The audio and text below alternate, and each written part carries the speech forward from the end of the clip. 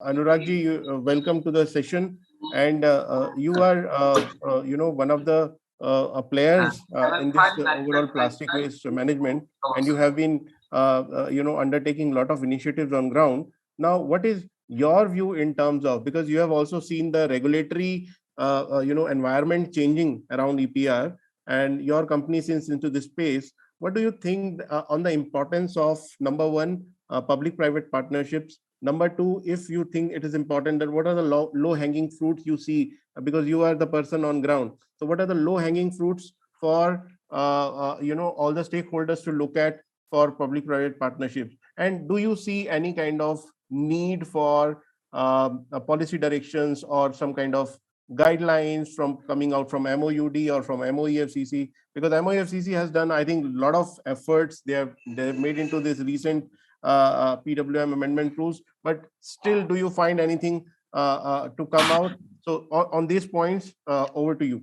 Thank you. Thank you, Kamalji. Thank you, WeCare and Policy Times, for giving us a platform where we can share our views. Yes, last year was very tremendous for the industry. We received very good response from all the stakeholders who are engaged, means government or brand owners. So yes, if we talk about how it is implemented, so पूरा जो government stake holder है वो engage हुआ स्वच्छ Bharat mission के स्वच्छता सर्वेक्षण के एफर्ट्स की वजह से. सो अगर स्वच्छता सर्वेक्षण की मार्किंग और स्वच्छता सर्वेक्षण के एफर्ट्स अगर नहीं होते तो ये पब्लिक प्राइवेट पार्टनरशिप ग्राउंड पे इम्प्लीमेंट नहीं हो पाती.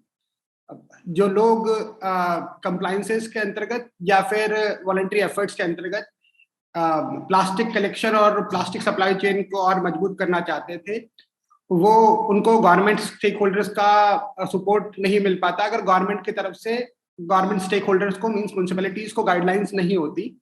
सो उन सारे एफर्ट्स की वजह से जो रिजल्ट आया, आज अगर हम नॉर्थ इंडिया के रीजनल कॉन्फ्रेंस के डिस्कशन में हैं तो इन 7-8 स्टेट्स के अंदर शायद ही कोई ऐसा स्टेट होगा जिन्होंने बहुत अच्छा काम ना किया हो. हर स्टेट अपने आप में एक बेहतरीन रिजल्ट और रिस्पॉन्सेस के साथ खड़ा था, चाहे वो पंजाब हो, चाहे वो हरियाणा हो, चाहे वो जम्मू कश्मीर हो, उत्तराखंड हो या उत्तर प्रदेश या हिमाचल प्रदेश हो. चंडीगढ़ ने अपनी खुद की पॉलिसीज को इम्प्लीमेंट करने के लिए जो एफर्ट्स लगाए वो भी बेहतरीन थे. So, as a implementation partner for brand owners, as a ground partner for urban local bodies, companies like Recart, we implemented exactly वैसा ही जैसा सारे stakeholders और government authorities चाहती थी. So, policies के point of view से बहुत अच्छा result और response रहा. MOEF, CPCB और SPCBs ने जो बड़े तरीके से बहुत इस तरह से भी नहीं कि इंडस्ट्री डिस्टर्ब हो और इस तरह से भी नहीं कि इसको ढीला छोड़ा जाए या कैजुअल लिया जाए, बहुत स्टेबल तरीके से बहुत आराम से पूरी पॉलिसी को इम्प्लीमेंट करवाया. जिस तरह से नई ईपीआर गाइडलाइंस आई और उस ईपीआर गाइडलाइंस के आने के बीच में, पुराने ईपीआर गाइडलाइंस और नई ईपीआर गाइडलाइंस के बीच में जो टाइम पीरियड था, उसमें पूरी इंडस्ट्री को और इस कोविड के समय में जो रिलैक्सेशन चाहिए था, बड़े आराम से स्मूथली उस पूरे प्रोसेस को इम्प्लीमेंट किया. हम मतलब as a waste management agency, अगर हम अपनी तरफ से बोलें तो हम शुक्रिया करेंगे पूरे गवर्नमेंट स्टेक होल्डर्स का जिन्होंने समझा.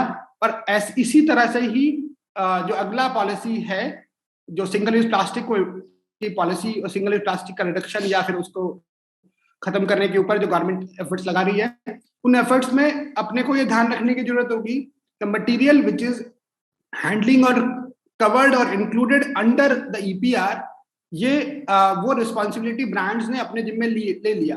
तो वो मटेरियल जो ब्रांड्स के अपने अधिकार क्षेत्र में या दायित्व क्षेत्र में आ गया, वो मटेरियल में उसको सिंगल यूज प्लास्टिक के नकारात्मकता के साथ ना देखकर उसको एक इट इज अ रिलीजियस और respectable job if we are collecting plastic which is created by many people in the country. So शुरुआत के जो ब्रांड्स जिन्होंने इम्प्लीमेंटेशन शुरू किया, वो लीडर्स की तरह उभर के आए और उनके एफर्ट्स को सराहते हुए गवर्नमेंट ने सराहा भी है पिछले दिनों में। और ईपीआर को सिंगल यूज प्लास्टिक के साथ साथ चलना होगा। ये बात हम सारे स्टेक होल्डर्स को समझा भी रहे हैं और समझ भी रहे हैं कि जैसे जैसे सिंगल यूज प्लास्टिक की पॉलिसी, उसको रिडक्शन की पॉलिसी इंप्लीमेंट होगी, साथ साथ ईपीआर की इंप्लीमेंटेशन भी उसके साथ साथ ही होगी।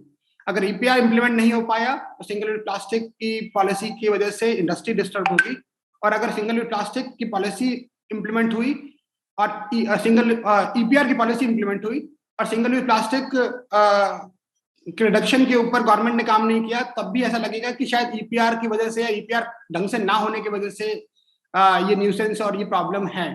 तो बहुत अच्छी बात है कि ईपीआर जिस तरह से साथ साथ इंप्लीमेंट हो रहा है, वैसे वैसे ही सिंगल यूज प्लास्टिक के रिडक्शन की पॉलिसी इंप्लीमेंट हो और ग्रेजुअली कंट्री में एक एफिशिएंट मॉडल क्रिएट हो, जैसा म्युनिसिपैलिटीज सपोर्ट कर रही हैं सारे WMAs को, वेस्ट मैनेजमेंट एजेंसीज को, कि हमें ग्राउंड पे वेस्ट मैनेजमेंट के फर्स्ट पॉइंट पे, मतलब डोर टू डोर कलेक्शन में एंगेज कर रहे हैं। और जिस तरह से उस कलेक्शन के साथ साथ हम पूरी सप्लाई चेन को रॉबस्ट कर रहे हैं।